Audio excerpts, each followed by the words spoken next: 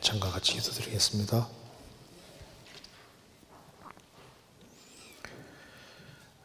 자비로우신 우리 아버지 하나님, 오늘도 저희들을 말씀 앞으로 인도해 주신 것을 감사합니다. 이 시간 주 성령께서 함께해 주시고 마음속에 여러 가지 궁금한 의문들이 해결될 수 있도록 도와주시옵소서. 이 시간이 주 안에서 귀한 시간이 되게 해주시고 우리의 신앙이 성장하는데 또 밑거름이 되고 계기가 되도록 도와주옵소서. 하나님의 말씀으로 우리 영혼을 환하게 비춰주시고 우리의 마음을 일깨워 주옵소서. 주 예수 그리스도 이름으로 기도하옵나이다. 아멘. 오늘 질문 시간이 됐습니다. 그래서 오늘 질문이 여러 개가 나와 있는데 저번에 너무 빨리빨리 질문을 답하다 보니까 그거보다 조금 상세하게 할 것은 상세하게 하고 남는 것은 또 이렇게 다음 기회에 하고 이렇게 매달마다 하니까 그렇게 하는 게 좋을 것 같아서 일단 간단하게 답할 것은 간단하게 하고 조금 자세히 할 것은 좀 자세히 말씀드리고 이렇게 하면서 해보도록 하겠습니다. 먼저 요한계시록 2장 13절을 찾겠습니다. 첫 번째 질문입니다. 요한계시록 2장 13절.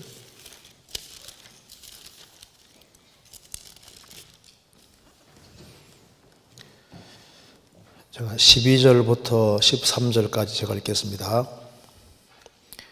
버가모 교회의 사자에게 편지하기를 좌우에 날선 금을 가진 이가 가라사대 내가 어디 사는 것을 내가 아노니 거기는 사단의 위가 있는 데라.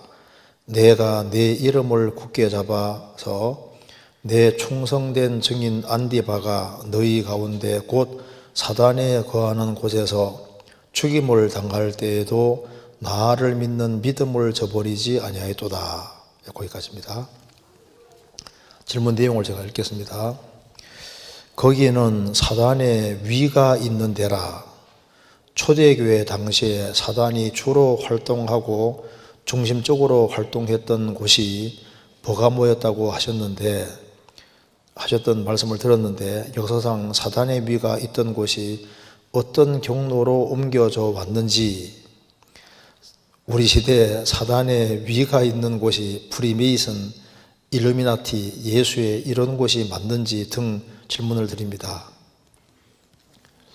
이거는 영적인 세계니까 사람이 답을 하기는 참 어려우리라고 생각합니다. 근데 좀 간단하게 좀 생각을 해보겠습니다. 여기에 버가모 할 때 버가모는 결혼이라는 뜻입니다. 그래서 이름도 버가모고 또 이게 여기 결혼이라는 뜻인데 지금 그리스도인들이 버가모 지역에서 이렇게 믿음을 따라서 구별되어 살다가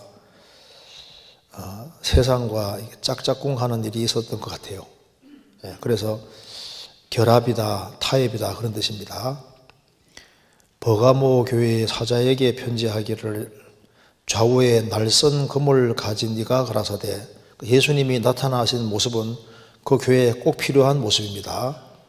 왜 예수님이 좌우에 날선 금을 가진 이라고 이렇게 나타나셨냐면은 이 버가모 교회 성도들은 확실한 믿음을 가지고 있는 것 같아요. 그런데 신앙 생활 속에서는 많은 타협이 있었기 때문에 믿음이 확실한 사람은 행실에서도 구별되어야 될 것을 주님께서 강조하신 겁니다. 그러면서 내가 어디에 사는 것을 내가 아노니, 버가모 지역의 성도들이 어디에 살고 있는지를 주님이 아신다고 하셨습니다.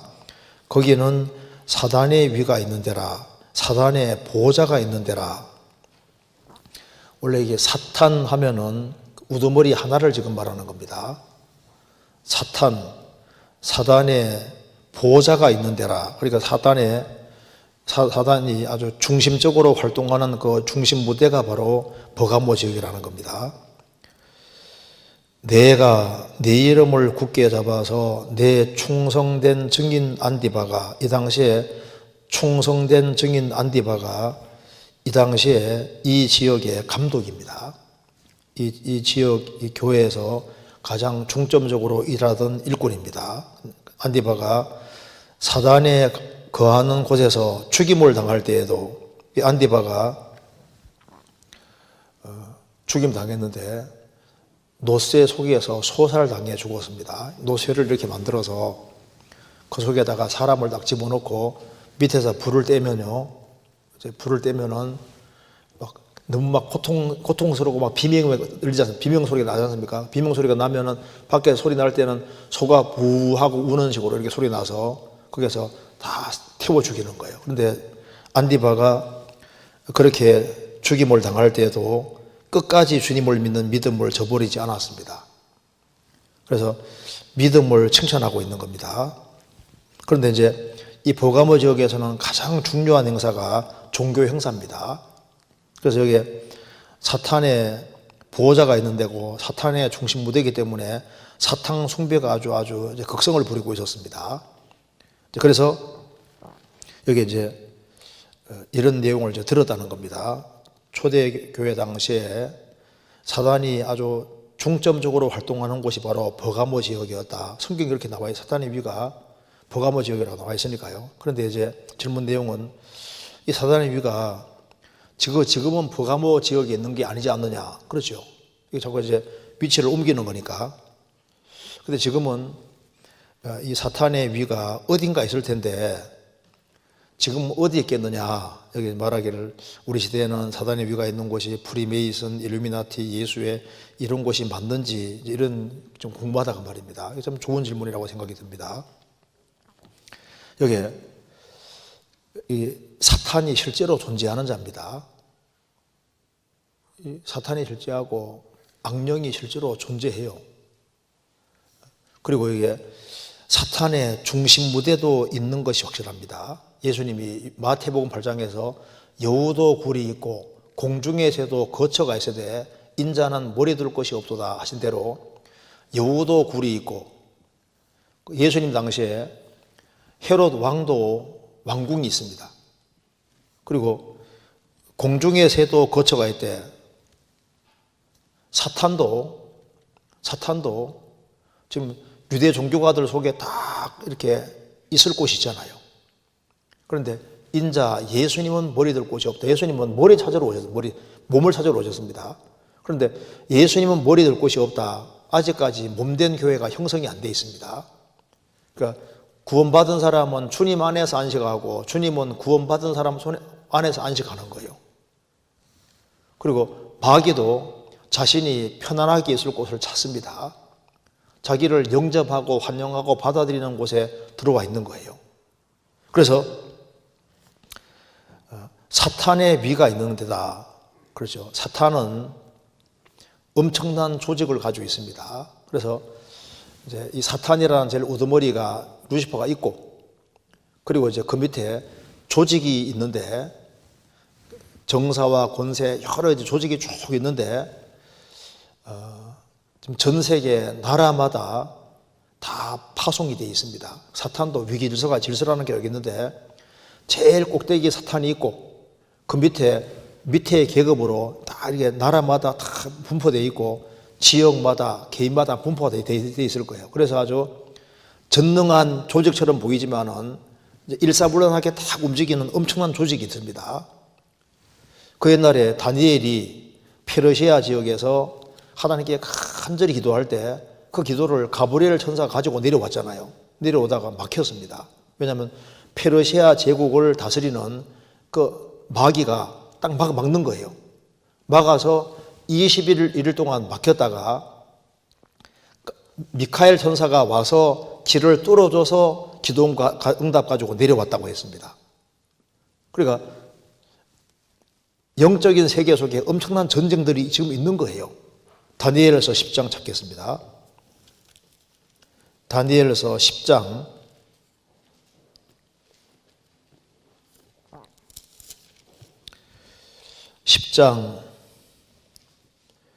12절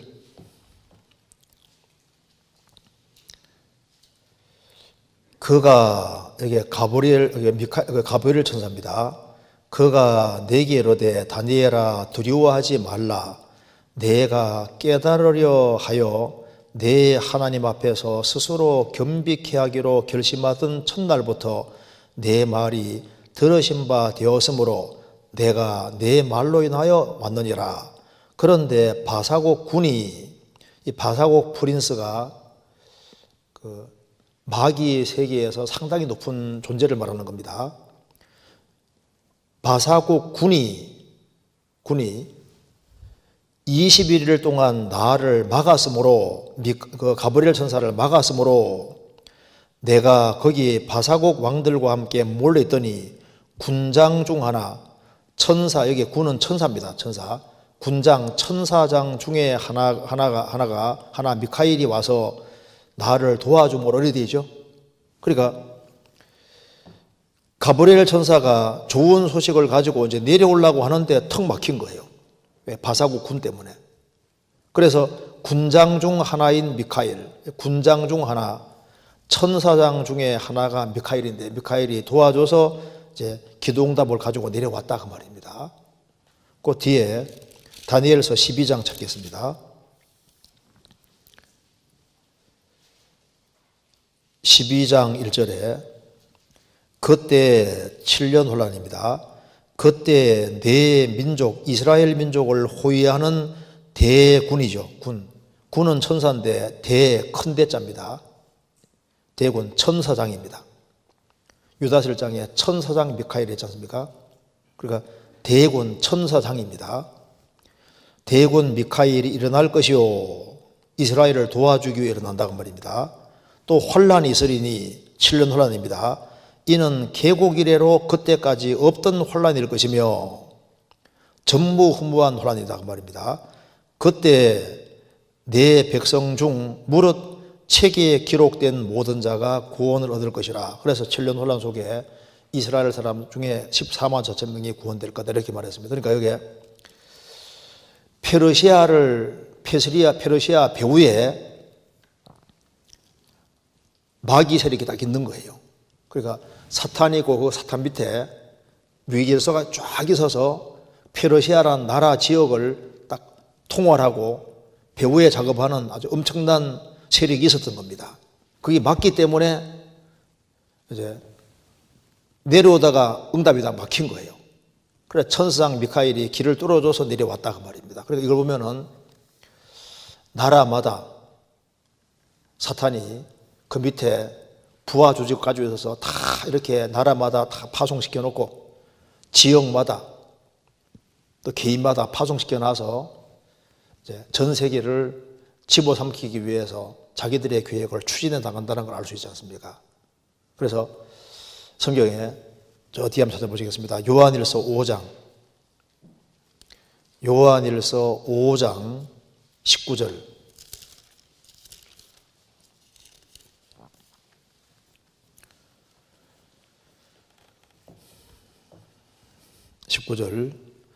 또 아는 것은 우리는 하나님께 속하고 온 세상은 악한 자 안에 처한 것이며, 또 아는 것은 우리는 안다는 겁니다. 구원받은 사람은 아는데 우리는 구원받은 사람들은 하나님께 속하고 온 세상은 악한 자 마귀 안에 처한 것이며 사탄의 권세 아래에 있다 그 말입니다. 구원받을 때 흑암의 권세에서 벗어나서 하나님의 사랑의 아들의 나라로 옮겨진 겁니다. 골로새 1장에 말한 대로. 그래서 지금 예수님은 하나님 나라를 가져오셨고 두 나라가 싸우고 있는 거예요. 마태복음 12장에 사탄의 나라와 하나님 나라가 싸우고 있는데, 복음 전에 산 사람이 구원받으면 그 사람은 사탄의 나라에서 하나님 나라 소속이 되는 겁니다. 그래서 온 세상을 지배하기 위해서 아주 엄청난 조직을 가지고 착착착착 계획을 움직여 나가는데, 이사야 14장에 루시퍼, 아침의 아들 계명성, 온 천하를 꿰는 자라. 온 천하, 너 열국을 엎은 자여 전 세계를 둘러엎는 자가 바로 이 사탄입니다. 온 천하를 꿰는 자라. 요한계시록 12장에 말한 대로 온 세상 전 세계를 다 꿰하고 전 세계에서 작업을 착착 지나가고 있습니다.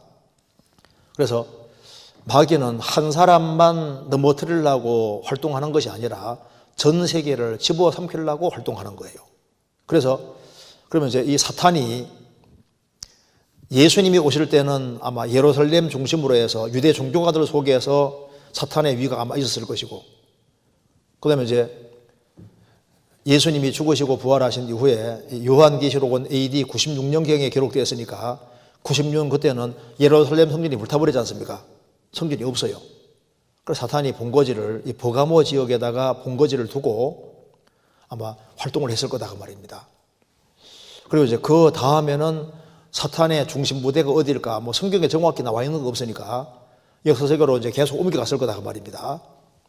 그런데 지금은 사탄의 주로 활동하는 것은 우리가 알 수 있잖아요. 그래서 지금 예수님이 재림하시기 전에 징조가 두 가지가 있다 했습니다. 데살로니가 후서 2장 보면은 먼저는 배도하는 일이 있고 두 번째는 불법의 사람 적그리스도 출현입니다. 배도하는 것을 자세히 기록해 놓은 것은 요한계시록 17장, 적그리스도 등장을 자세하게 설명해 놓은 것이 요한계시록 13장이니까 지금 사탄이 무슨 작업을 하나 하면은 계시록 13장에 말한 대로 세계 정치를 통일시키고 통일 왕국을 이루려고 작업을 하고 있는 거예요. 세계를 하나로 묶는 작업을 하거든요. 그게 불법의 비밀입니다. 그래서 적그리스도를 옹립하는 것이 자기의 계획이고, 또 한 가지는 계시록 17장에 말한 대로 종교를 통합시켜서 하나님을 등지는 종교 체제를 만드는 것 자체가 사탄의 계획입니다. 그래서 정치를 하나로 묶어서 한 세계 정부를 만들고, 그리고 세계 종교를 뚫어뭉쳐서 하나로 만드는 것이 사탄의 계획이니까 이 일을 하는데 마귀가 매진하고 있으니까 이것을 돕는 세력들, 그런 사람들은 사탄 앞잡이 노릇을 하는 것이 맞지요. 그래서 지금 여기 질문한 대로 프리메이슨이라든가 일루미나티라든가 예수회라든가 세계 종교를 통합하는 데 앞장서고 세계 정치를 하나로 묶어서 통일 정부를 만들려고 하는 그 배후에 사탄의 세력이 있고 사탄이 작업을 하고 있는 것은 맞습니다. 그런데 사탄의 위가 구체적으로 어디냐, 그건 성경에 나온 것이 없고 어딘가 사탄이 중심을 두고 하는 곳은 분명히 있을 거예요. 그래서 지금 우리는 예수님이 다시 오시기 전에 먼저 두 가지 징조가 있다고 했는데, 바로 적그리스도가 세계를 통일시키기 위해 하나로 묶는 작업, 계시록 13장, 세계가 하나 되어가고 결국 표받는 거, 그거 우리 미리 보고 있잖아요. 그 다음에 계시록 17장, 세계의 종교가 통합되어가는 거 보고 있습니다. 거기가 귀신의 초소라고 성경에 나와 있잖아요. 그래서 이 정도까지만 얘기하고 요 이상 얘기를 하면은 약간 과도한 말이 될 수 있습니다. 어쨌든 간에 마귀가 확실히 있고 사탄의 보좌는 있고 지금 열국을 둘러엎고 전 세계를 둘러엎으려고 계획을 세우기 때문에 이제 그 작업은 분명히 되고 있습니다. 근신하라 깨어라 너희 대적 마귀가 두루다니며 삼킬자를 찾나니, 마귀는 그냥 발만 무는 게 아니라 삼킬자 찾는다는 것은 그 사람을 완전히 집어삼키고 신앙을 완전히 실패하게 하려고 하는 거예요. 그래서 일단 마귀가 있다는 걸 우리가 알고, 그래서 마귀가 어떻게 하고 있느냐 보려면은 성경에 딱 비추어서 계시록 17장을 잘 보고 13장을 잘 보면요, 아, 마귀가 지금 이렇게 작업하고 있고 이게 상당히 보일 수 있는 겁니다. 마귀는 항상 육수고 하나님이 질수니까 하나님은 항상 그 한 발 앞서 다 보시니까 성경을 통해서 보면은 만물이 정확히 잘 보일 수 있습니다. 여기까지 얘기하고 그 다음 질문 보겠습니다. 민수기 29장, 그러니까 제가 읽겠습니다. 민수기 29장 12절에서 38절, 민수기 29장에 12절부터 나오는 초막절 제사 규례에 대한 내용을 읽다가 의문하는 것에 있어서 질문 드립니다. 제물을 드리는 데 있어서 수양 둘과 흠없는 수양 14선 동일한데 유독 수송하지만은 첫째 날에는 13마리부터 둘째 날에는 12마리로 계속해서 한 마리 줄어들다가 여덟째 날에는 다시 한 마리를 드리는데 이것이 어떤 의미가 있는지 궁금합니다. 우리 어떤 이유인지는 정확히 알 수는 없지만은 하나 확실하게 대답할 수 있는 것은 하나님이 제사를 드릴 때 인간 편에서 해야 될 것 자체를 그렇게 간단하게 안 만들어 둡니다. 항상 일률적으로 이렇게 만드는 것보다는 항상 변칙 같은 것이 변칙이 있어가지고 예외 조항 같은 걸 자꾸 만들어 놔서 항상 신경을 쓰게 만듭니다. 오늘은 13마리 들어있으면 그 다음 날은 습관적으로 하는 게 아니라 12마리, 그 다음 11마리 자꾸 쭈쭈쭈 이렇게 해가지고 이렇게 신경을 매번 신경을 쓰게끔 항상 만들어 놨습니다. 왜 그러냐 하면은 하나님은 영이십니다. 하나님은 원리가 아니거든요. 하나님은 마음이 들어가지 아니하면은 하나님과 관계없는 것이 됩니다. 그래서 모든 것이 습관적으로 되어지면은 하나님과 관계없이 되는 거예요. 그래서 하나님께서는 하나님과 하나님 일에 관계되는 것은 항상 신경을 쓰도록 이렇게 만들어 놨습니다. 왜 일률적으로 하지 않냐 하면은 뭐든지 일률적으로 하면요 시간 지나가면 마음이 빠져버려요. 그래서 제사 보면요 굉장히 아주 번거롭게 되어 있습니다. 복잡하게 되어 있고 정신 바짝 차리게 만들어 놨습니다. 말라기 1장 보시겠습니다. 말라기 1장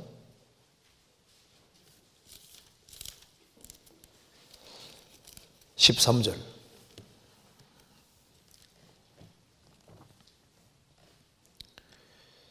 만군의 여호와가 이르노라 너희가 또 말하기를 이 일이 얼마나 변폐스러운고 하며 겉웃음을 하고 토색한 물건과 저는 것 병든 것을 가져왔느니라 너희가 이같이 헌물을 가져오니 내가 그것을 너희 손에서 받겠느냐 여호와의 말이니라 만군의 여호와가 이르노라 너희가 또 말하기를 이 일이 얼마나 범폐스러운고 제사장들 레위인 제사장들이 성막에 관계되는 일을 하는데 이 일이 얼마나 범폐스러운고 이게 무슨 말입니까?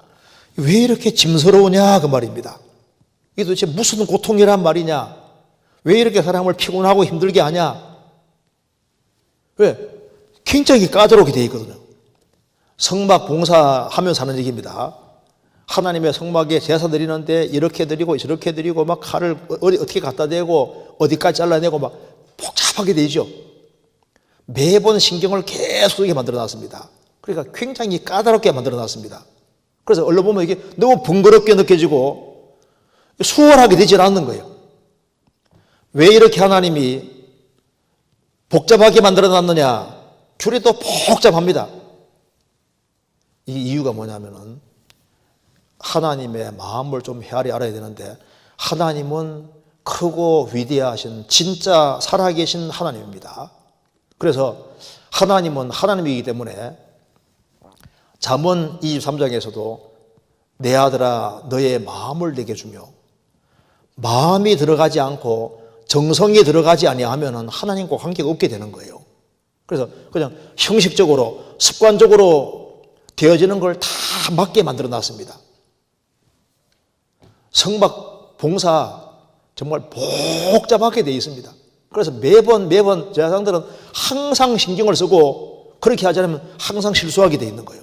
그래서 하나님과 관계되는 일은 아주 세심한 마음, 정성된 마음, 온전한 마음 그런 것을 요구하기 때문에 자연인은 이걸 싫어한다니까요.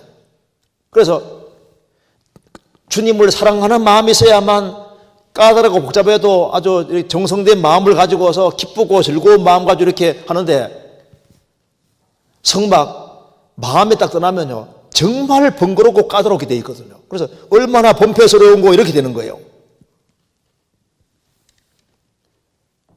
자, 세상 일은 습관적으로 할 수 있잖아요.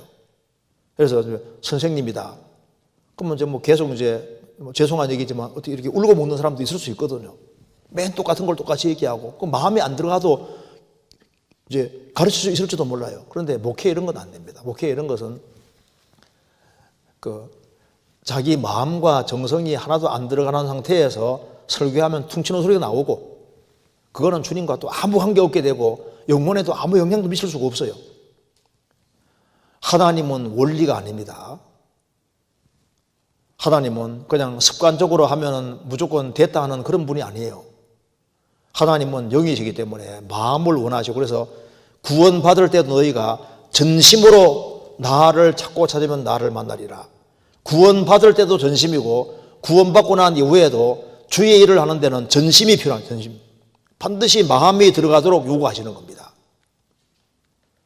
과부가 두랩돈을 넣을 때도 주님이 제일 좋아하신 이유는 부자는 풍작한 중에 헌금을 넣는데 과부는 가난한 중에 부차한 중에 생활비 전부를 넣었다. 생활비 전부 두랩돈이 한 1,000원도 안 되거든요.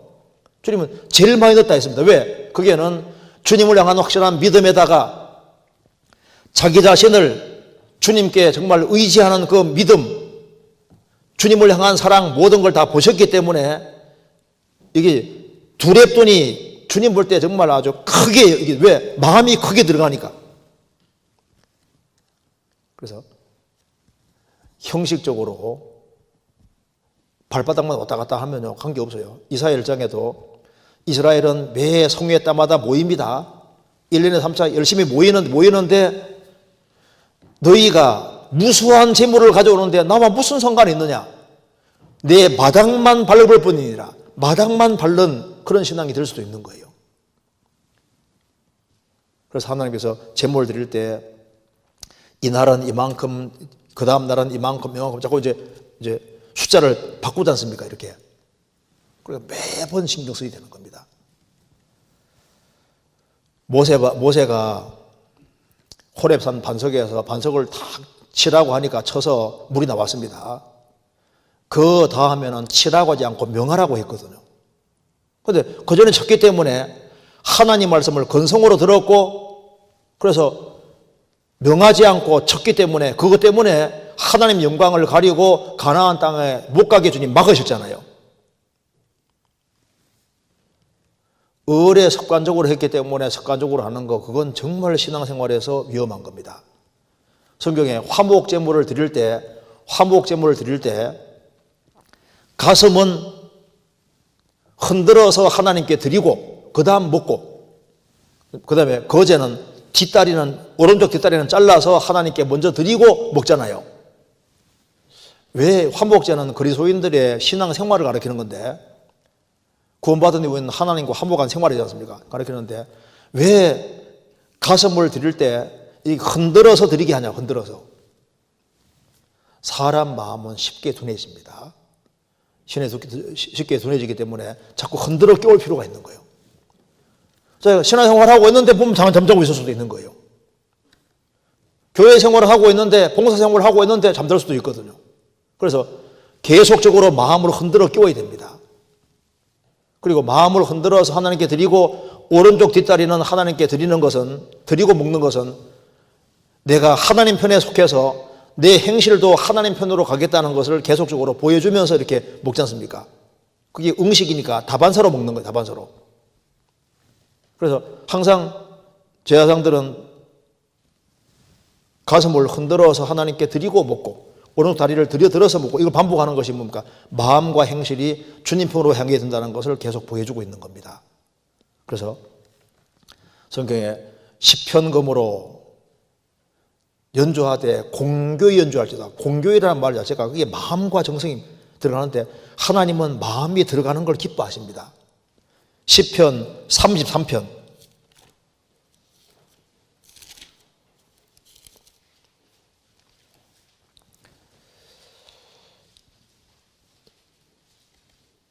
(2절) 수금으로 여호와께 감사하고 열줄 비파로 찬송할지어다. 새 노래로 그를 노래하며 즐거운 소리로 공교히 연주할지어다. 여기 수금으로 여호와께 감사하고 열줄 비파로 찬송할지어다. 기타보다 열줄 비파는 훨씬 하기 어렵습니다. 줄이 10개나 있으니까요. 그러니까 뭔가 복잡한 거 할 때는요, 마음과 정성이 훨씬 더 많이 세심하게 돼야만 연주가 돼도 공교 연주할지어다. 주님 뭐 공교한 연주가 좋아라서기보다도 공교한 연주할 때 거기에 마음과 정성이라는 게 들어가잖아요. 그 가치가 다르다니까요. 그래서 어떤 일을 할 때도 하나님 앞이기 때문에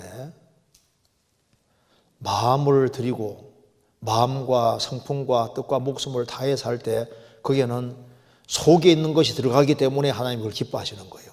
하나님은 절대 껍데기 육체가 아닙니다. 영이시기 때문에 하나님 사람 속을 다 보시는 거예요. 그래서 신령과 진정으로 예배하기 원하고 중심이 확실하게 바르게 돼 있는 걸 원하고, 그래서 주님을 사랑하는 마음으로 되어지면은 복잡한 것을 해도 힘들지 않게 느끼시는 거예요. 그 마음이 빠져나가면 그 복잡한 거 하기 싫은 거예요. 성경도 주님 사랑하는 마음이 있으면 읽는 게 좀 쉬운데 사랑하는 마음 없으면요, 도대체 뭐 이래 복잡한 책이 있어 하면서 있잖아요. 성경 읽으면서 불평불만을 계속 늘어놓습니다. 성막에 봉사하면서도 마찬가지. 봉사하면서도 투덜투덜대고 왜 꼭 이렇게 규칙을 이렇게 만들어 놨냐고. 그 사실을 인간 위에 그렇게 해놓은 거예요. 하나님이 받을 수 있는 것이 되도록 하기 위해 그렇게 하시는 겁니다. 네, 그렇게 하고 그 다음 질문 보겠습니다. 최근에 전도를 하다가 전도 대상자가 사람이 살인하는 것이 죄인가? 자살한 죄도 하나님께서 용서하신 세상 죄에 포함이 되느냐 하는 질문에 당연히 포함된다고 말을 했는데, 그렇죠? 세상 죄에 자살한 죄도 포함되겠죠? 그렇지 않습니까? 온 세상 죄인데. 했는데 자살이 왜 죄인지 제대로 설명을 하지 못한 것 같습니다. 자신이 이제 상대방에게 자살이 왜 죄인지는 제대로 설명하지 못한 것 같습니다. 성경적으로 자살하는 것에 대해서 언급하신 말씀이 있는지, 자살이 죄라는 것에 대해서 어떠한 말씀이 근거가 되는지 궁금하여 질문드립니다라는 질문입니다.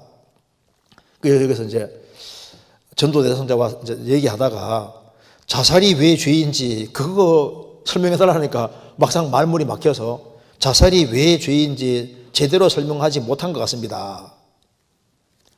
출애굽기 20장에 살인하지 마라고 명령하셨습니다. 그러니까 살인하지 마라는 것은 남만 죽이는 걸 말하는 게 아니고 자신 생명도 죽이는 게 포함됩니다. 왜냐하면 생명은 하나님께 속한 것이기 때문에요. 그래서 하나님은 생명이라는 걸 주신 분이기 때문에 생명을 취해가는 권리는 하나님만 가지고 있는 겁니다. 만일 하나님이 가지고 있는 권리를 인간 자기가 행사하면 월권이 되고, 욥기 1장에도 생명을 주신 분도 하나님이시고 취해가는 분도 하나님입니다. 그러니까 욥이라는 사람과 욥의 자녀 생명을 주신 분도 하나님이시고 욥의 자녀의 생명을 취해가는 분도 하나님이다 그 말입니다. 생명은 하나님께 속한 것이고 인간에게 속한 것이 아니에요.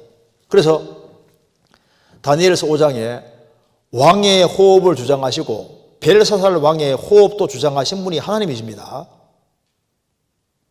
그래서 성경 사도행전 17장에 하나님은 생명과 호흡과 만물을 친히 주시는 자이십니다. 하나님은 생명 주시고 호흡과 만물 다 주신 분입니다. 사람에게 생명이라는 걸 주셨는데 이 생명을 인간은 취해가면은 생명에 대한 고난은 하나님이 가지고 계시는 거예요. 욥은 10명의 자녀가 죽고 재산이 다 날아갔을 때 너무너무 힘들어서 어찌하여 내게 생명의 빚을 주셨는고 그렇게 말하고, 너무나도 힘드니까 하나님이 자기 목숨을 취해가기는 원했지만은 자기는 죽을 수는 없었습니다. 왜? 하나님 주신 생명이기 때문에 죽을 수 없는 거예요. 엘리야도 바알 선지자 아세라 선지자와 싸워서 엄청난 승리를 거둔 이후에 결과가 없는 것처럼 보이니까 낙담이 됐습니다. 그가 이제 이세벨 낯을 피해서 이렇게 도망간 이유는 그가 용기가 없어서가 아니라 이렇게까지 했는데 결과가 없으니까 앞으로 더한들 무슨 소용이 있으랴 하고 낙담이 돼가지고 포기하고 물러나는 길을 택한 겁니다. 그래서 그는 로뎀나무 아래에서 스스로 죽기를 구했습니다. 그렇잖아요. 그러니까 자기가 죽고 싶지만 죽을 수는 없는 거예요. 왜? 생명은 하나님께 속한 거니까. 요나서에도 보면은 요나가 니네가 망하기를 원하는데 안 망하거든요. 그러니까 하나님 내가 이런 거 죽는 것보다 사는 것보다 죽는 게 낫습니다 하고 하나님 죽여달라고 했죠. 죽여달라고. 자기가 목숨 끊는 게 아닙니다. 모세도 너무나도 책임이 힘드니까 나를 빨리 죽여주십시오. 이스라엘 이런 꼴을 보지 않게 해주십시오. 민수기 11장 14절 15절이 나옵니다. 그러니까 너무 힘들어서 죽고는 싶지만은 죽을 수는 없는 거예요. 왜? 목숨은 자기 것이 아니기 때문에. 소유권이 하나님께 있는 겁니다. 그래서 스스로 자살하는 길을 택하는 사람은 남을 죽이는 것과 똑같은 겁니다. 하나님이 목숨을 취해갈 때까지는 죽지 말아야 되는 거예요. 왜? 목숨은 고난이 하나님께 있는 겁니다. 가룟유다가 목매달아 자기 스스로 죽는 길을 택했습니다. 너무 괴로워서 죽는 길을 택했는데 예수님 부활할 때까지 죽지 말았어야 되는 거예요. 그렇잖아요. 예수님을 팔았지만은 너무 괴로웠지만 그래도 자살하면 안 되는 것이었습니다. 성경 마태복음 27장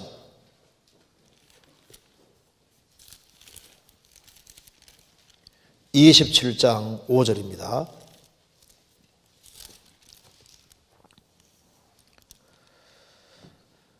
유다가 은을 성소에 던져놓고 물러가서 스스로 목매어 죽은지라. 여기 그러니까 스스로 목매어 죽었으니까 자살입니다. 그렇게 안 죽어도 되는데 자기 가책이 너무너무 커서 스스로 목매어 죽었다 그 말입니다. 이게 왜 죄가 되냐 하면은 하나님 주신 생명을 스스로 끊었으니까 다른 사람 죽인 거와 똑같은 거예요. 그리고 예수님 부활하시기 전에 죽어서 만일 부활할 때까지 살아있었다면요 어떤 결과가 생길지 모릅니다. 그렇잖아요. 그리고 성경에 나와 있는 다윗의 절친 아히도벨은 아주 모사꾼 중에 모사꾼입니다. 압살롬이 반역할 때 압살롬 편에 속해서 어떻게 하면 다윗을 죽일 수 있는지를 아주 모략을 알려줬잖아요. 후세 때문에 자기 모략이 받아들이지 아니하자 참 아히도벨은 머리가 비상한 사람입니다. 그러니까 우리 계획은 실패했다. 일단 압살롬은 패했고 나는 갈 곳이 없다. 그걸 금방 알아차렸기 때문에 그럼 어떻게 할 거냐?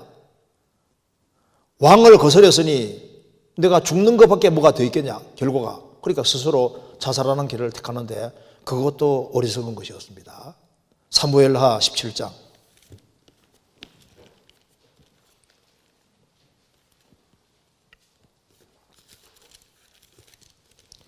17장 23절 492페이지입니다. 아히도벨이 자기 도략이 시행되지 못함을 보고 나귀의 안장을 지우고 떠나 고향으로 돌아가서 자기 집에 이르러 집을 정리하고 스스로 목매어 죽음에 그 아비묘에 장사되니라. 머리가 너무 잘 들어가도 문제예요. 잘 들어가도 결국은 다윗이 이겼고 자기는 다윗을 반역했으니까 반대편에 섰으니까 대적자가 됐고 이제 그러면 내가 갈 길은 뭐 죽는 길밖에 없다 이런 생각했는데 그때 정말 하나님께 용서를 철저히 구하고 돌이켰으면 얼마나 좋아요. 성경에 신물이라는 사람이 유다왕 아사 제27년에 신물이가 디르사에서 7일 동안 왕이 됩니다. 결국은 나중에 그 오모리 때문에 이제 그 오모리 그 사람 때문에 결국은 포위당해서 죽게 될 때 왕궁에다가 불 놓고 그냥 자살해 버리거든요. 성경에 자살한 얘기들이 꽤 나옵니다. 그러니까 이게 전부 다 잘못된 거예요. 하나님이 목숨을 취해갈 때까지는 죽으면 안 됩니다. 그래서 여기 질문 내용이 성경적으로 자살하는 것에 대한 언급하신 말씀이 있으신지요? 방금 말한 그대로 많이 있습니다. 근데 자살하는 사실 이유는요, 소망이 딱 끊었다 생각하면 이제 죽는 길을 택하는 거예요. 한 소년이 막 높은 층에서 막 뛰어내리려고 막 소동 부리고 있습니다. 아무리 말해도 안 들어요. 그러니까 한 어르신이 나서서 얘야, 너 죽지 마라. 너 제발 내 아들이 되어다오, 내 아들이. 내가 너를 나의 아들로 키우겠다고. 그러니까 그리고 이제 그렇게 너는 내 아들이 되어다오 이렇게 해가지고 하니까 그 애가 마음이 감동받아서 자살하는 걸 멈추고 살은 얘가 있지 않습니까? 사람이라는 게 소망이 보이면은요 살기를 택하는데, 보통 자살하는 사람들은 이제 사방이 막히고 다른 방법이 없다, 난 완전히 고뇌에 몰렸다, 이제 그럴 때 자살을 하게 되는 거예요. 그래서 여기 자살이 죄라는 것에 대해서 어떠한 말씀이 근거가 되는지 궁금한 질문들입니다. 자살은 명백히 죄입니다. 왜냐하면 창세기 9장 봅시다. 창세기 9장에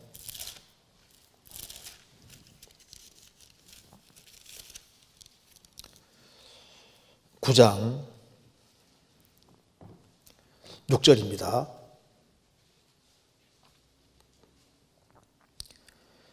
무릇 사람의 피를 흘리면 사람이 그 피를 흘릴 것이니 이는 하나님이 자기 형상대로 사람을 지었음이니라. 3절에서 살아있는 동물은 너희 음식물이 될지라. 식물처럼 채소처럼 다 준다 그 말입니다.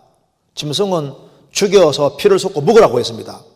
그러나 사람은 안 된다. 사람은 무릇 사람의 피를 흘리면, 사람을 죽이면은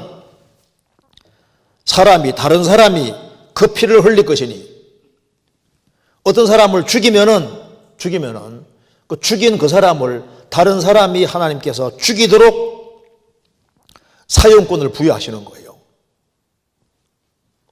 그 피를 흘릴 것이니 이는 하나님이 자기 형상대로 사람을 지었습니다. 인간은 하나님의 형상이기 때문에 절대 사람을 죽이면 안 되는 겁니다. 사람을 죽이면은 다른 사람이 그 사람을 하나님께서 죽이도록 이렇게 정하신 거예요. 그래서 다른 사람을 죽이는 거나 자기를 죽이는 거나 똑같이 살인입니다. 그래서 생명이라는 것은 하나님이 주셨기 때문에 육체에 생명을 두신 한에는 그대로 도의됩니다. 그리고 취해 가시는 분은 하나님이시기 때문에 하나님이 취해 가실 때까지는 기다려야 되는 것이 맞는 거예요. 제가 그 재미난 글이 있어서 제가 한번 읽어드리겠습니다. 이렇게 한번 제가 읽어볼게요. 어떤 남자가 산책을 갔다가 강가로 뛰어내리려는 사내를 발견했다. 사내는 다리 난간 위에 올라서서 아래를 내려다보고 있었다. 아래는 검고 푸른 강물이 도도히 흐르고 있었다. 남자는 깜짝 놀라서 그 사내에게 소리쳤다. 이봐요, 잠깐만, 왜 죽으려는 겁니까? 살아야 할 이유가 많잖아요. 그러자 자살하려던 그 사내는 남자를 돌아보며 말했다. 살아야 할 이유가 많다고요? 그게 뭐죠? 글쎄요, 당신은 종교가 있나요? 물으니까 있어요. 어휴, 다행이네요. 크리스찬인가요? 아니면 다른 종교인가요? 크리스찬이요. 아, 그렇군요. 가톨릭인가요? 개신교인가요? 개신교요. 아, 네, 나도 개신교입니다. 감리교인가요? 침대교인가요? 침대교요. 아, 그렇군요. 하나님의 침대교인가요? 주님의 침대교인가요? 하나님의 침대교요. 나도요. 그럼 당신은 원래 있던 하나님의 침대교인가요? 아니면 하나님의 침대교 개혁파인가요? 하나님의 침대교 개혁파요. 반갑네요. 나도 하나님의 침대교 개혁파입니다. 그러면 당신은 1879년에 개혁을 주장했던 하나님의 침대교 개혁파인가요? 아니면 1915년 개혁을 주장했던 하나님의 침대교 개혁파인가요? 1915년에 개혁을 주장했던 하나님의 침대교 개혁파요. 그러자 그 남자는 그 사내에게 소리쳤다. 그러면 뛰어내리세요. 영원히 살 겁니다. 그러자 자살하던 남자는 난관에 서서 잠시 생각해 보았답니다.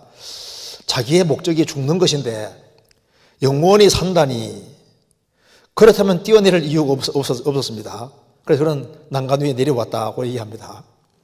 자기는 죽고 싶어서 뛰어내리려 했는데 이 파에 속하는 사람은 뛰어내리면 영원히 산다고 하니까 난 죽으려고 지금 뛰어내리는데 영원히 산다고 하니까 감이 못 대놨다. 이건 무슨 얘기입니다.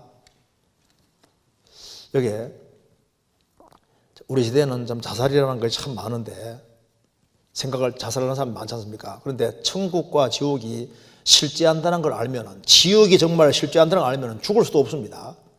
내가 약봉다리 들고 막 진통제를 맞아가면서도 살아야지, 죽음 건너가면은 아주 무시무시한 형벌이 기다리고 있기 때문에 죽는 것보다 어떤 경우든 살아있는 게 훨씬 나은 거예요. 구원 안 받은 사람은 죽으면 안 됩니다. 죽으면은 큰일 날 일이 벌어지는 거거든요. 어떤 경우든 살아서 기업고 구원받아야 되는 겁니다. 우리나라에도 지금 자살률이 점점 높아지고 있습니다. 제가 통계해 보니까 2008년에는요, 하루에 33명꼴로 자살했답니다. 2008년에. 하루에 33명. 얼마나 많은 거예요. 우리나라에 자살 사이트도 있고, 같이 죽을 사람 공모하기도 하고, 좀 별일이 다 있습니다. 그래서 죄를 범한 인간이 최종적으로 선택해야 될 것은 자살이 아니고 회개해서 구원받는 것이 바로 택할 일입니다. 그렇잖아요. 자살은 명백히 죄입니다. 그리고 자살해도 괜찮다 부추기면 큰일 납니다.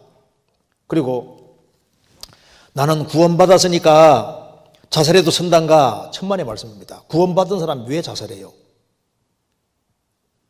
구원받은 사람은 살아야 될 목적이 확실히 있습니다. 그리고 죽고 싶다는 마음은 가질 수 있지만은 하나님이 본연히 살아계신데, 호흡을 주장하시는 분이 하나님인데 스스로 목숨을 끊는다고요? 그리고 스스로 목숨을 끊었는데 그 사람 천당 갔다고 말할 수 있겠습니까? 그런 말 함부로 해주면 안 됩니다. 다른 사람의 구원을 보정해주면 안 되거든요. 우리는 사람 속에 들어가 볼 수 없잖아요. 그 사람이 참 믿음을 가지고 있는지 안 가지고 속에 들어갈 수 없기 때문에 주님께서도 그의 열매로 그들을 안다고 하신 겁니다.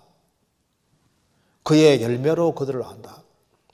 그런데 가시 열매가 계속 맺히는데 이 사람이 무화과나무라고 어떻게 얘기할 수 있겠습니까? 우리는 속이 안 보입니다.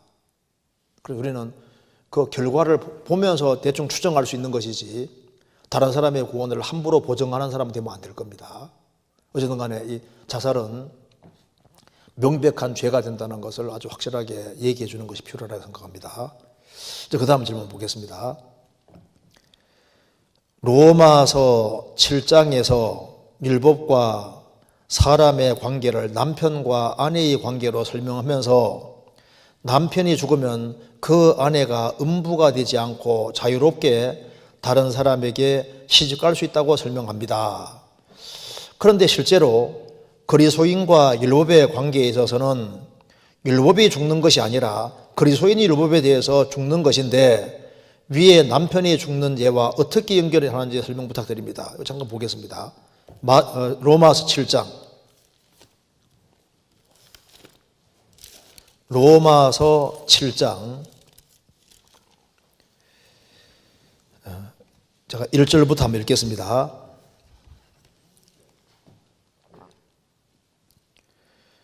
형제들아 내가 법 아는 자들에게 말하노니 너희는 율법이 사람의 살 동안만 그를 주관하는 줄을 알지 못하느냐.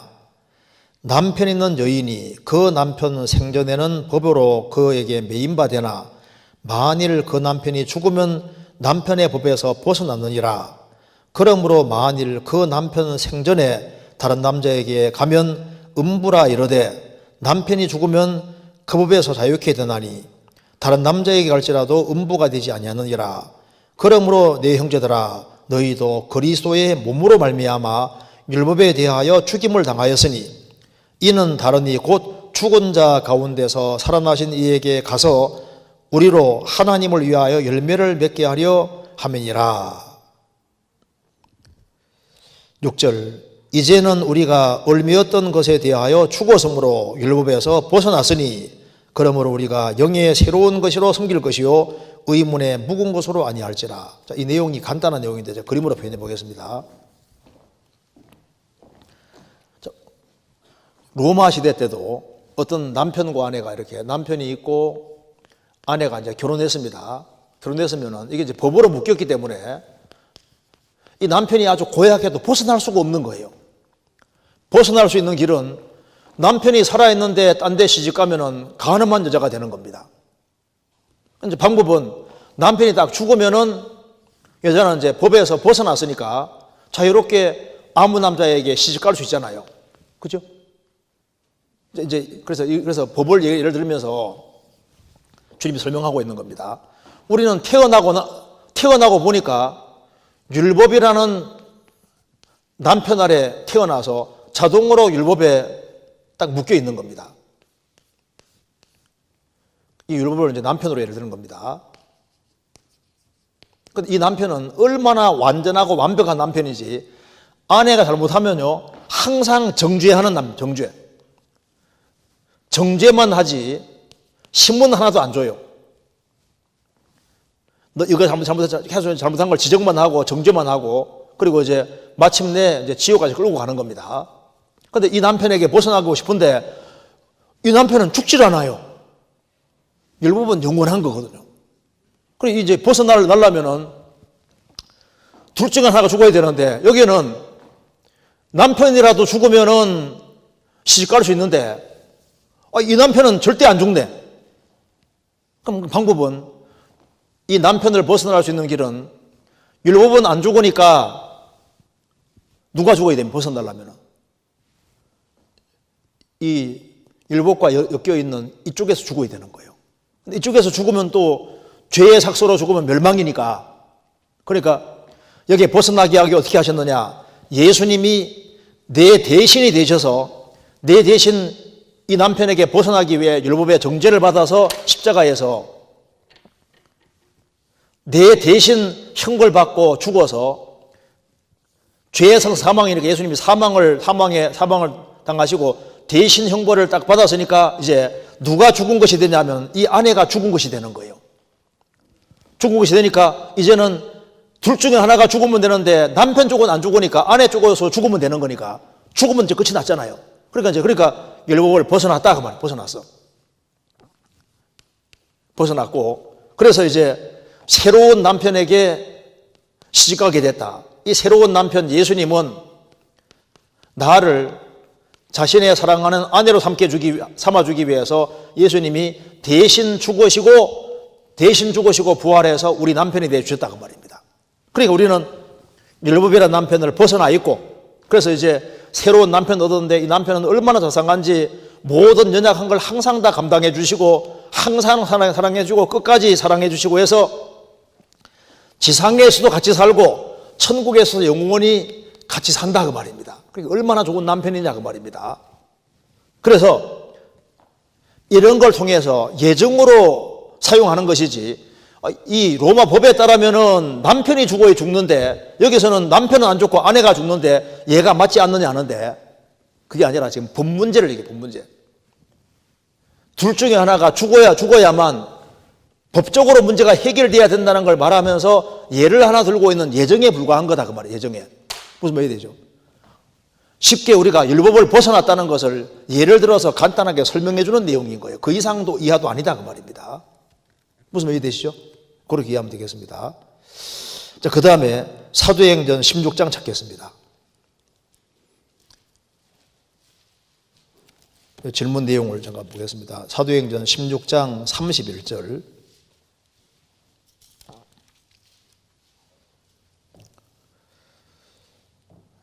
30절, 31절 제가 읽겠습니다. 저희를 데리고 나가 가로되 선생들아 내가 어떻게 하여야 구원을 얻으리까 하거늘 가로되 주 예수를 믿으라 그리하면 너와 내 집이 구원을 얻으리라 하고 주의 말씀을 그 사람과 그 집에 있는 모든 사람에게 전하더라. 밤 그 시에 간수가 저희를 데려다가 그 맞은 자리를 씻기고 자기와 그 권속이 다 세례를 받은 후 저희를 데리고 자기 집에 올라가서 음식을 차려주고 저와 온 집이 하나님을 믿었으므로 크게 기뻐하니라. 이 말씀에서 주 예수를 믿으라 그리하면 너와 네 집이 구원을 얻으리라 하고 이 말씀을 마음에 믿고 가족을 전도하고 있는데 구원받지 못하고 세상을 떠난 가족을 생각하면 이 약속의 말씀에 대해서 마음에 의문이 올라옵니다. 물론 구원받지 못하고 세상을 떠난 그 가족이 하나님을 끝까지 배척하는 길을 택한 책임이 있음은 알지만 이 말씀에 대한 마음에 믿음이 흔들리는 것 같습니다. 앞으로 이 말씀을 어떻게 붙잡아야 할지 고민되어서 질문을 드립니다. 자, 이 말씀이 주 예수를 믿으라 그리하면 너와 내 집이 구원 얻으리라. 이것이 주 예수 믿으면은 너가 구원받고 네 집이 몽땅 다 구원받는다. 이게 절대적인 말씀이냐 하는데 그게 아니고 잘 읽어야 됩니다. 이거 보시면요. 어떻게 해야 구원 얻으리니까 하니까 가로되 주 예수를 믿으라. 그리하면 주 예수를 믿으라. 그리하면 너와 내 집이 구원 얻으리라. 이 말이 문장을 잘 보셔야 됩니다. 주 예수를 믿으라. 그리하면 지금 누구에게 하는 말이냐 하면은 지금 빌립보 간수장에게 말하기를 너도 구원받고 믿으면은 너도 구원받고 믿는 너 집도 구원 다 받으니까 믿기만 하면 된다. 그걸 말하는 거예요. 그러니까 이게 주 예수를 믿어라. 그리하면 너가 구원받고 그 결과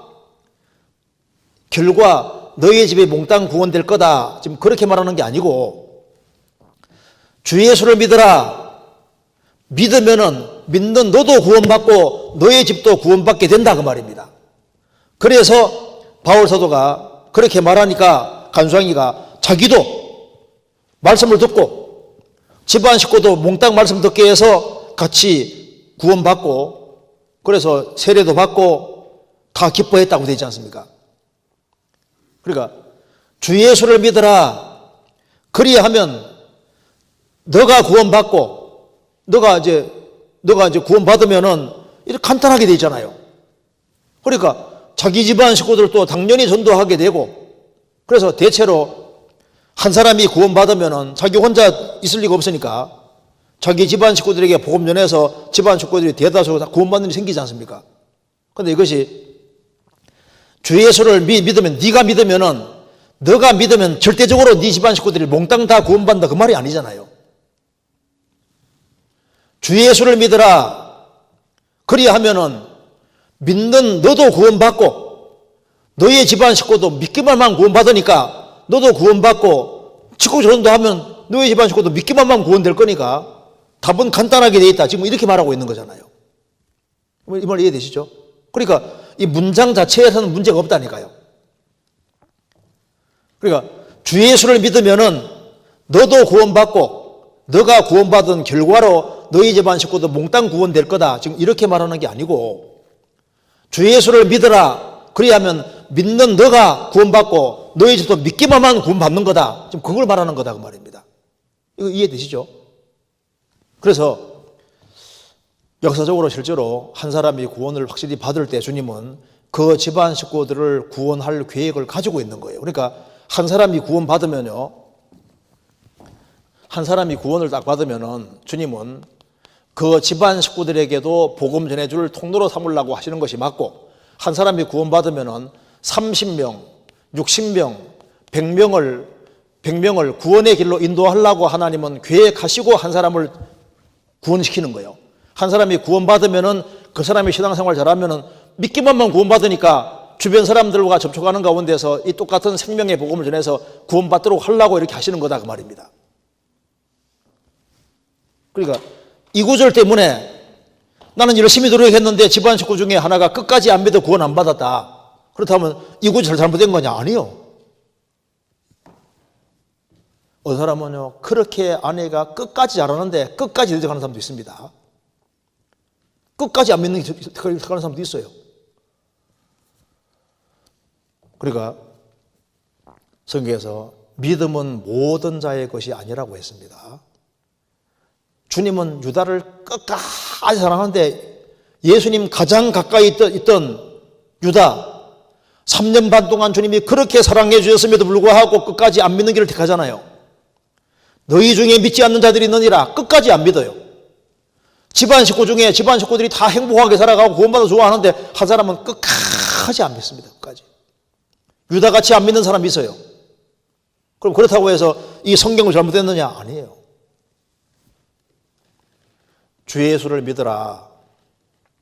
그리하면 너와 내 집이 구원받으리라. 그러니까 이제 그런 구원받을 수 있는 가능성이 너무나도 많이 있고, 그러니까 또 하나님이 특별히 역사하시니까 기어코 전도해야 될 것을 말씀하시는 건데, 너가 구원받으면 그 결과 자동으로 다 구원받는다 그런 뜻은 아니다 그 말입니다. 이거 이해되시죠?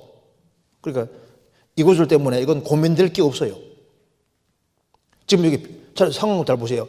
간수장이 그렇게 있는데 어떻게 하리까? 내가 구원받기 위해서 어떻게 해야 되겠습니까? 라고 물으니까 답은 간단하다. 주 예수를 믿으라. 그리하면 너도 있고 집안 식구도 있지 않느냐? 믿기만 하면 너와 내 집이 다 구원받을 수 있는, 믿기만 하면 되는 거다. 지금 그 얘기를 하는 거예요. 믿기만 해요. 믿으면 아주 단번에 이루어지는 거니까, 확실히 믿으면은 너도 구원받고 너의 집도 구원받을 수 있는 거다 하니까 간수장이가 좋아가지고 있지 않습니까? 자기 집에 초청해가지고 기어코 같이 말씀 같이 구원받잖아요. 무슨 소리 이해되시죠? 그 다음 질문 봅시다. 교회 안에서 봉사를 하고 있는데 마음에 가책이 되는 죄로 인해 봉사를 중단해야 하겠다는 생각이 들었습니다. 말씀을 들을 때 양심에 항상 찔리고 그 부분에 대한 말씀이 나오면 마음이 늘 불편합니다. 정리하지 못한 죄를 가지고 봉사하는 것이 과연 옳은 것인지, 그래도 계속 봉사를 하는 것이 옳은 것인지 말씀으로 교제 부탁드립니다. 여기에 교회 안에서도 봉사를 하고 있는데 마음에 가책이 되는 죄가 있다. 그래서 그 죄 때문에 봉사를 중단해야 되는 생각이 든다. 그런데 말씀을 들을 때 항상 양심이 찔리고 그 부분에 대한 말씀이 나오면 마음이 불편하다고 했습니다. 그래서 정리하지 못한 죄가 있는데 이 상태에서 봉사를 하는 것이 과연 옳은 것인지, 그만둬야 될지, 계속하는 것이 옳은 것인지 이 말씀으로 교제 부탁드립니다. 그런데 이것이 이제 구체적으로 무슨 죄인지를 알 수는 없는데요. 일단 우리가 한번 개괄적으로 한번 생각을 해보겠습니다.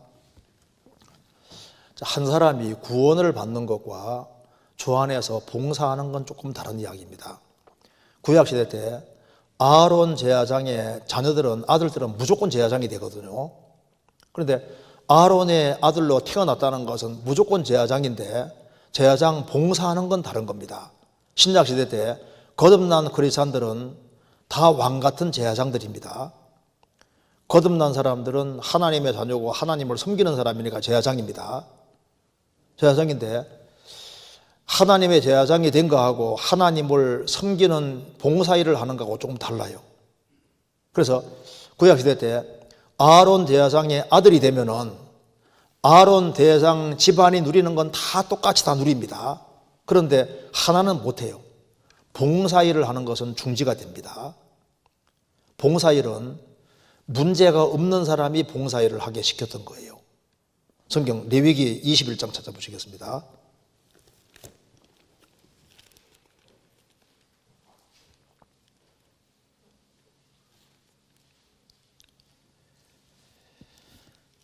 레위기 21장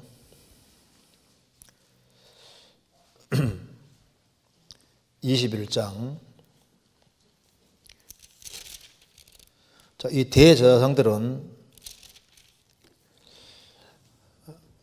하나님의 축복에는 똑같이 참여하는데 하나님을 섬기는 봉사일을 할 때는 하나님께서 제재를 가하셨습니다. 그래서 레위기 21장 보면은 21장 16절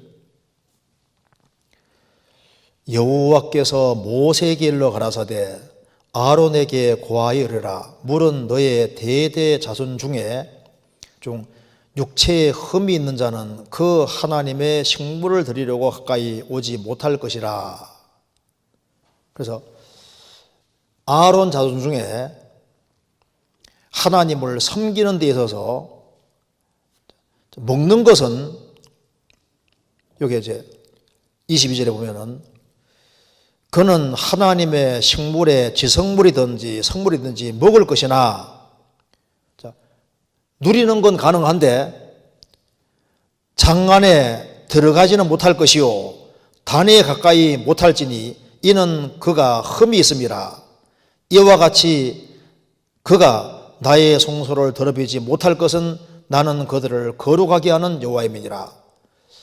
아론의 집안 사람들은 제사장으로서 하나님의 지성물을 얼마든지 먹을 수 있고 축복에는 참여한다. 그렇지만은 봉사일을 하는 데는 하나님이 육체에 흠이 있는 사람은 제지시켰습니다. 이게 뭘 말하냐면은 죽으시고 주님 부활하신 이후에 거듭난 사람들은 제사장인데 거듭난 사람으로서 하나님의 축복은 참여하지만은 그렇지만은 하나님을 섬기는 봉사일을 하는 데서는 신앙적으로 무슨 문제가 있는 사람은 봉사일에는 이제 자격에서 이제 이렇게 그 일을 하지 못할 것을 미리 보여주는 겁니다.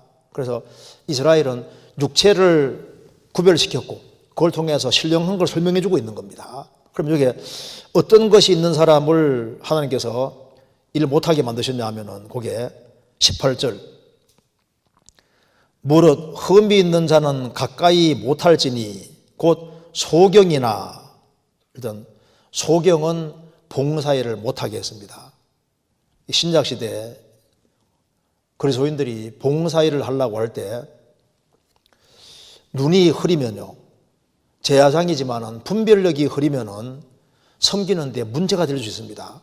하나님을 섬기고 봉사하는 일에 분별력이 있어야 되고 그래서 멀리 보지 못하면은 그러면은 봉사일을 하는 데는 문제가 있습니다. 영적으로 밝아야 되거든요. 눈이 점점 밝아지는 사람, 영적으로 밝아지는 사람이 봉사일을 활발하게 할 수 있고 바르게 할 수 있는 겁니다. 그리고 절뚝발이나 이게 무슨 말이냐면 좌로나 우러나고 치우치는 사람. 잠언 4장 끝에 좌로나 치우치지 말라고 했는데 절뚝발이는 안 된다는 것은 신앙생활 하는데 자꾸 저는 사람 있잖아요. 바르게 가다가 계속 곁길로 가고 바르게 못 걸어요. 합당히 행해야 되는데 그렇게 하지 못하면은 이제 이게 봉사생활 하는데 문제가 생길 수 있는 겁니다. 그 다음에 코가 불완전한 자나 지체가 더한 자나 그러니까 코가 불완전한 자, 그 다음에 몸의 지체가 더한 자, 뭔가 비정상적인 것이 있는 사람은 어려운데 신약시대로 교훈하면은 이게 정신적으로 약간 잘못되는 사람이 있을 수도 있습니다. 이제 그런 사람이 뭔가 건전한 사고방식을 가지지 아니한 사람이 하나님 말씀에 승복하지 않는 사람이 봉사일을 할 때는 문제가 생기잖아요. 어떤 사람은 지체가 더한 것처럼 다른 교리를 항상 가지고 있거든요. 순전치를 못해요. 다른 교리 같은 거 하나를 딱 붙잡고 성경에 덧붙이지 마라 그러는데 엉뚱한 교회 하나 붙잡고 있으면요, 그 사람 길게 봉사 못합니다. 그리고 그 뒤에 발 부러진 자나 손 부러진 자나, 아니, 발이 부러지면은 손이 부러지면 어떻게 봉사할 수 있겠습니까? 주님이 붙잡으라는 걸 잘 붙잡고, 그리고 발이 튼튼한 사람, 주님이 명령하는 걸 잘 실행할 수 있는 사람, 손이 바르게 되어 있고 발이 바르게 되어 있고 이렇게 해야지, 그래야지 신앙생활을 잘할 수 있잖아요. 영적으로도 그렇습니다. 그 다음에 곱사등이나, 이 말이 이제 이렇게 등이 굽은 곱사등이 같은 사람은 무거운 걸 못 드는 것처럼 이게 아예 무게를 감당할 수 없는 사람이 있습니다. 그런 사람은 그런 무거운 일을 감당하는 걸 할 수가 없잖아요. 난장이나, 이 말은 키가 안 자라는 것처럼 구원받아도 맨 1년, 2년, 3년 지나도 맨 똑같아요. 5년 지나도 똑같아요. 10년 지나도 똑같아요. 신앙에 진보가 없는 사람은 봉사생활하기 어렵죠. 잘해야 됩니다. 그 다음에 눈에 백막이 있는 자나 괴혈병이나 버짐이 있는 자나 이런 사람들 어렵다는 겁니다. 그렇죠? 그러니까 뭔가 영적으로 건강하지 못한 것이 있는 사람은 봉사하는데 문제가 생깁니다. 그래서 눈에 뭐가, 이렇게 말씀한 대로 눈에 백막이나 있는 자, 눈에 뭐 하나가 들어가 있는 것처럼 되어 있으면요, 잘 안 보여요. 어느 사람은 남을 너무 쉽게 판단하는 사람이 있습니다. 그런 사람이 어떻게 봉사를 쉽게 할 수 있겠습니까? 그리고 여기에 괴혈병이나 버짐이나 이런 것이, 괴혈병 이런 것이 뭘 제대로 안 먹어서 영양 부족으로 막 생기는 겁니다. 제때제때 먹을 것을 잘 안 먹는 사람이 봉사생활을 잘 할 수 있을까요? 그리고 이게 버짐이나, 여기 이게 이제 버짐 이런 것도 몸에 얼굴이 생기면요, 다른 사람 자꾸 신경 쓰게 만드는데, 다른 사람 자꾸 신경 쓰게 만드는 사람이 신앙생활, 봉사생활 하기 안 쉽습니다. 다른 사람에게 기쁨이 돼주고, 즐거움이 돼주고, 이렇게 돼야 되는데, 항상 자꾸 부담만 주는 그런 사람이 봉사생활을 잘하기는 어려워요. 그리고 그 뒤에 읽긴 참 어려운데, 불알상한 자라고, 이게 이제 열매 없는 사람들. 그러니까 열매가 있어야 되는데, 열매 같은 것이 없고, 이제 이런 사람들은 이제 봉사 직분에는 빼놓은 이유가, 이것이 왜 그렇게 해놨냐면은, 이게 이제 신약 시대, 이거는 하나님께서 육체를 통해서 예를 드신 것이고, 신앙생활 속에서 이제 이런 것들이 있으면은 하나님의 제사장인 것은 맞지만은 특권에는 참여해도 봉사는 조금 중지시켜 놓은 겁니다. 그래서 우리가 구원을 받았다는 것도 감사하고, 주님 앞에 뭔가 봉사할 수 있는 기회가 주어지고 봉사한다는 건 큰 특권이 아닐 수 없습니다. 어떤 분이 교회 안에서 자기가 큰 죄를 짓고 난 이후에 근신을 당하면서 말씀만 이제 들으면서 교회에 와서 청소하는 형제를 보면 그렇게 부러웠다 하더라고요. 교회 청소도 아무나 하는 게 아니더라 그 말입니다. 우리가 교회에 연결되어서 조그마한 봉사라도 할 수 있는 건데 얼마나 큰 특권인지 모릅니다. 그래서 봉사에는 기본 원칙이 죄하고는 반대인 거예요. 그래서 레위기 2장은 예수님의 온전한 공생애인 동시에 봉사생애를 가리키는데, 그 레위기 2장에 들어가야 될 것은 고운 가루, 그렇죠? 고운 가루가 반드시 들어가야 되고, 유향이 들어가야 되고, 그 다음에 소금이 들어가야 되고, 그리고 이제 들어가지 말아야 될 것이 몇 개 있습니다. 기름이 들어가야 되는데 들어가지 말아야 될 것은 누룩과 꿀은 들어가면 안 됩니다. 누룩이라는 것은 인정을 가리키는 것이고, 자기 영광 구하는 것이 누룩이에요. 우리 봉사할 때 자기의 영광을 위해서 봉사하면 합당하지 않잖아요. 그 다음에 꿀, 인정이라는 게 들어가면 봉사생활을 망칠 수 있습니다. 또 한 가지는 누룩은 죄입니다. 그러니까 죄가 들어가면 봉사생활을 못하게 만드는 거예요. 그래서 만일 갈라디아에서는 누룩을 뭐라고 했냐면은 잘못된 교리를 누룩이라 했거든요. 잘못된 교리를 갖고 들어와 있는 사람이 봉사생활을 하면은 길게 할 수 있을까요? 못합니다. 그리고 고린도전서 5장에는 고린도 교회에는 도덕적인 누룩이 들어왔는데 괴무하고 살고 있는 거예요. 성경에서 그리스도인이 술 취하면서 봉사를 할 수 있느냐? 못하죠. 막 뒤에서 막 후욕하고, 막 뒤에서 막 아주 험담하고 욕하고, 막 그걸 아주 계속 하는 사람들이, 그런 사람들이 봉사를 할 수 없잖아요. 그러니까 도덕적으로 큰 죄가 있다든가, 그 다음에 교리적으로 잘못된 교리를 가지고 있는 사람은 봉사 생활을 길게 할 수가 없습니다. 그리고 잘못된 죄를 가지고서, 그리스도인들이 지어서는 안 되는 죄가 있는데 그런 죄를 가지고서 봉사하면요, 길게 못합니다. 그걸 주님 앞에서 빨리 돌이키든지, 돌이키지 아니하면은 주님 자신이 교회를 깨끗게 하기 위해서 정리하는 일도 있는 거예요. 그래서 레위기 14장에 보면은 이제 돌집을 예를 들면서 돌집에 색점이 바랬으면은 가장 직무를, 집안에 있는 물건을 빼내고 7일 기다립니다.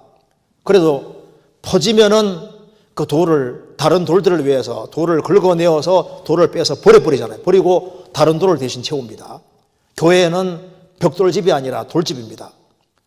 교회는 예수님 모퉁이 돌이 되시고 구원받은 한 사람 한 사람은 산돌로서 연결이 되고 있는데, 신령한 교회가 이루어지는데 거기에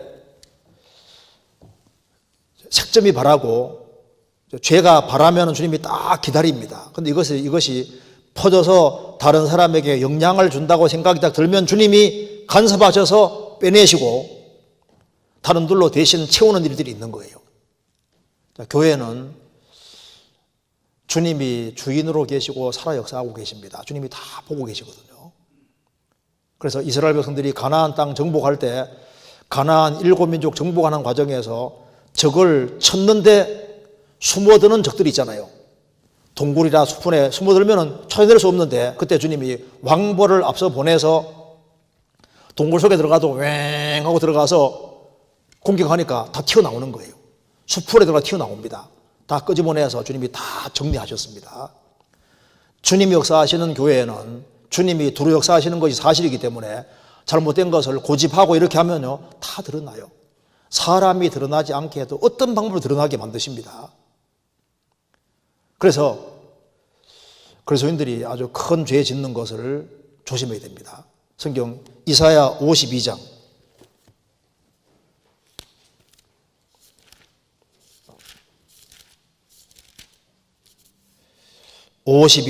11절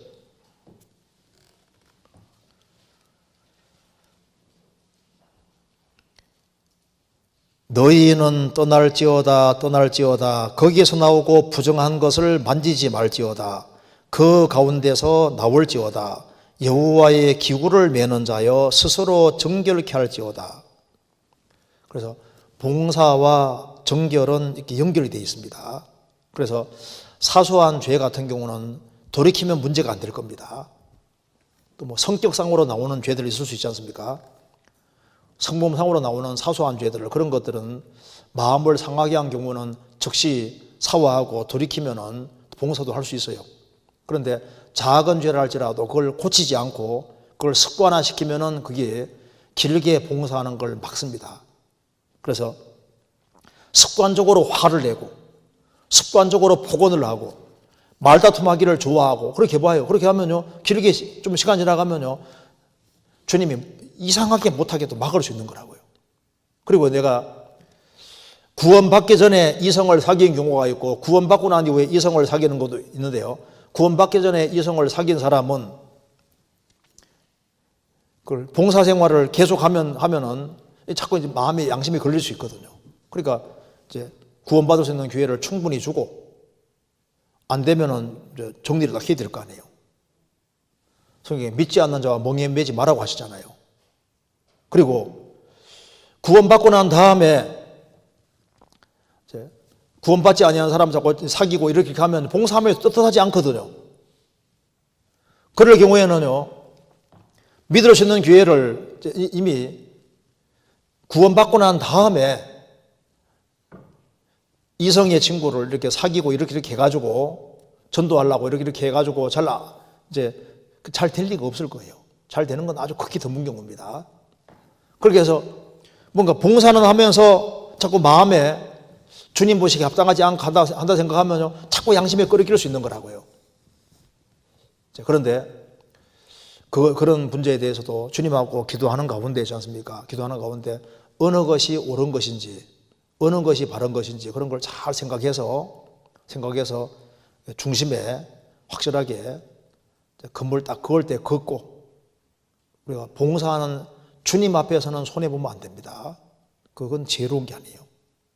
근데 이제 구체적으로 이게 뭔지를 알 수가 없으니까 일단 조금 이렇게 의논해야 되겠다 싶은 것이 있으면요, 전도인하고 이렇게 의논하는 게 좋을 수 있어요. 그래서 절대 봉사할 수 있는 기회 주었을 때 봉사를 이렇게 쉽게 그만두는 것은 그건 어리석은 겁니다. 왜냐하면은 봉사할 수 있는 기회가 또 항상 주어지는 것도 아니고, 또 봉사에서도 미끄러져서 다시 봉사하는 것도 쉬운 것도 아니거든요. 그래서 어디까지 이르렀든지 그대로 행하라는 말씀대로 뒤로 물러가지 말고, 그리고 이 봉사하는 일이 너무너무 중요한 거예요. 우리가 주님에 관계되는 것은 아무리 작은 거라도 너무나도 큰 겁니다. 그래서 작은 죄 같은 경우도 돌이키지 않고 계속해서 가지고 있으면 그게 문제가 될 수 있습니다. 그런데 큰 죄를 범하면서 나는 봉사하는데 아무 일도 없을 거다, 그건 천만의 말씀이에요. 그건 교회를 몰라서 하는 소리입니다. 그리고 어떤 죄를 지었을 때도 후임자가 없기 때문에 당장은 일식으로 해야 될 사람도 있거든요. 근데 그게 이제 상황마다 다 다르니까 이제 그런 것은 의논해서 좀 되어지는 일이 필요하리라고 생각을 합니다. 그래서 이거 참 이게 오늘 이 질문이 참 이게 중요한 질문이기 때문에요. 구원을 받을 때도 낮은 마음, 자기가 작은 자가 돼야 되고, 구원받고 난 다음에 봉사하는 데도 정말 조심스럽게 봉사를 해야 됩니다. 왜냐하면 이건 영혼에 관계되는 거기 때문에 너무나 소중하고, 그냥 뭐 아무런 육신적인 마음 가지고 그런 식으로 하면은 그 봉사를 잘못 생각하는 겁니다. 그러니까 적어도 교회 안에서 되어지는 것은 굉장히 다 소중한 일이지만은 영혼에 관계되는 것은 작은 일도 작은 일이 아니에요. 그래서 내가 바울 사도도 자신이 쓰임받지 못할까 봐 자신 몸을 쳐서 복종한 것처럼, 우리도 남에게 전파한 후에 자기가 쓰임받지 못하면 무슨 소용이 있겠습니까? 우리는 주님께 잘 보이려고 사는 거예요. 주님께 쓰임받는 사람이 되어야 되거든요. 필요 없는 사람이 되면 안 되지 않습니까? 그리고 지금 여기에 질문하는 내용을 봐서는 양심의 가책을 계속 가지고 있다는 것은 영혼이 살아있고 마음이 살아있다는 증거인 거예요. 주님이 이제 그런 마음을 가지고 있는 걸 또 굉장히 기뻐하실 겁니다. 또 이제 20대 같은 경우는요, 그 이제 이 이성 문제 때문에 아주 막 골치를 썩는데 그 주님 잘 아셔요. 그런 갈등과 어려움이 있다고 해가지고 일을 또 금방 그냥 두는 것도 지혜로운 게 아닙니다. 뭔가 모색할 점을 찾고, 주님이 봉사일을 계속 하면서 할 수 있는 길을 찾고, 너무 고민이 되면 같이 또 의논도 하고, 그렇게 해서 슬기롭게 헤쳐나가는 게 필요합니다. 그리고 너 부족한 게 있으니까 너 같은 인간은 틀려서 하고 쉽게 그만두게 하는 그 말도 쉽게 들으면 안 됩니다. 자기 양심도 너무 믿으면 안 되거든요. 양심도 말씀에 비추어 생각해 봐야 되는 거예요. 마귀는 그리스도인들의 그 위치에서 밀어내려고 하거든요. 어떤 사람은 양심이 너무너무 밝아서 그만두지 않아도 되는데 그만두는 사람도 있다니까요. 그것도 지혜로운 게 아니거든요. 부족한 거 누구든지 있죠. 누가 완벽해서 신앙생활 하는 거 아니고 완벽에 전도하는 건 아니지 않습니까? 그런데 저거 주님 앞에서 무엇이 옳은지 그런지 자기 양심이 알고 있기 때문에 우리가 주님 앞에서 기도해도 답이 안 나온다고 하면은요, 이렇게 오래된 분들, 그런 분들 도움을 좀 받는 것도 필요해요. 그래서 어쨌든 간에 내가 현재 주님이 주신 일을 잘 붙잡고 슬기롭게 잘 넘어가고 끈을 끊고 해서라도 일을 잘 하는 것이 필요할 겁니다. 에이, 뭐 봉사할 사람 많은데 내가 뭐 안 해도 되겠지 하고 봉사 이렇게 기회가 주어졌는데 그걸 뒤로 물리는 그것도 지혜가 아닙니다. 우리가 조금만 봉사 하나 했는데 이게 나중에 어떤 결과에 연결될지 아무도 몰라요. 우리 예를 들어 봅시다. 초등학교 학생이 여기 이제 초등부에 봉사하는데 내가 여기 한 1년간 그냥 봉사했다. 그런데 그 애들이 알게 모르게 이제 영향을 받아서 이렇게 해서 나중에 전도인 하나가 생겼다. 그러면요, 전도인이 일생 동안 전도할 때 거기에 초등학교 이제 초등부 거기에 봉사한 교사들, 그런 사람들은 그냥 1년밖에 봉사 안 했지만 그 봉사가 죽을 때까지 계속 따라다니고 저 위에까지 계속 간다니까요. 우리 교회 안에서 조그만 것을 봉사를 하루를 했다, 하루로 끝난 게 아닌 거예요. 하루로 한 거 자체가 다 연결되어 있기 때문에 이게 줄줄이 연결돼 가지고 쫙 연결되는 거라니까요. 우리 수원교회당 만들 때 헌금을 한 사람 뭐 단돈 10만 원을 했다 하더라도 이게 건물 만드는데 사용이 됐고 이 건물이 활용이 매주마다 되고 수시로 되고 할 때 그 좋은 결과가 나올 때마다 거기에마다 이자가 다 붙는 거예요. 영원히 붙는 거예요. 그러니까 이 봉사가 다 영원으로 연결되기 때문에 어떤 죄의 탁을 의미해서 나는 봉사 같은 거 안 할래, 그것도 완전히 속는 거라니까요. 다른 걸 끊는 한이 있을지라도 봉사를 해야죠. 봉사를 할 수 있는 기회 가지고 주님 섬길 수 있는 기회 주어지면 얼마나 좋은 거예요. 물론 어려운 상황이 있을 사람도 있을 거고, 하지만은 그래도 계산을 잘해서 가장 지혜롭게 우리가 봉사할 수 있는 기회를 잡고, 그래서 우리가 열매가 될 수 있다면 바울 사도는 나는 뭐든지 안 가리겠다, 그런 말씀대로 뭔가 주님 가장 보람되게 살 수 있는 길을 찾아야 되는 겁니다. 그래서 우리가 어떤 손해를 보더라도 회개하라면 회개하는 게 지혜로운 거예요. 주님이 내게 맡기신 거라는 확신이 있으면은요, 그걸 끝까지 맡고 이겨나갈 생각을 하고, 그리고 이런 가책이 생기는 게 있으면 이렇게 질문도 내놓고 얼마나 좋아요. 그럼 같이 기도하고, 같이 생각하고, 좀 더 이렇게 이제 이런 다시 한번 생각해보고 검토할 수 있는 그런 기회도 주어지지 않습니까? 어쨌든 간에 우리가 이제 봉사하는 문제는 죄하고 연결되어 있습니다. 근데 지금 이거는 양심의 가책 문제지 무슨 큰 죄를 짓는 것은 아니라고 생각이 드는데요. 근데 주님이 이런 질문도 아주 기뻐하리라고 생각을 합니다. 예, 오늘 여기까지 하고 다른 질문은 또 다른 날 이렇게 하도록 하겠습니다. 같이 기도하시겠습니다. 자비로우신 우리 아버지 하나님, 저희들을 구원해 주시고 주님 몸된 교회 안에서 주님을 섬기며 살게 해주시는 것을 감사합니다. 오늘 여러 가지 질문이 나왔습니다. 미흡한 것 주님이 채워주시고, 또 구원받은 형제자매들 한 사람 한 사람 다 주 안에서 귀히 쓰임받도록 도와주시고, 저희들을 주님 앞에서 온전한 마음으로 행할 수 있도록 더욱 역사해 주시고 도와주옵소서. 젊은 시절 또 마음이 쉽게 좌우되고 또 어려운 일도 많이 있을 줄 압니다. 주님이 그 마음에 위로를 주시고 용기를 주시고 다시 일어나서 힘차게 생활을 살 수 있도록 도와주옵소서. 오늘 말씀에 참여한 모든 분들을 일일이 함께해 주시고 주님 은혜로 함께해 주옵소서. 주 예수 그리스도 이름으로 기도하옵나이다. 아멘.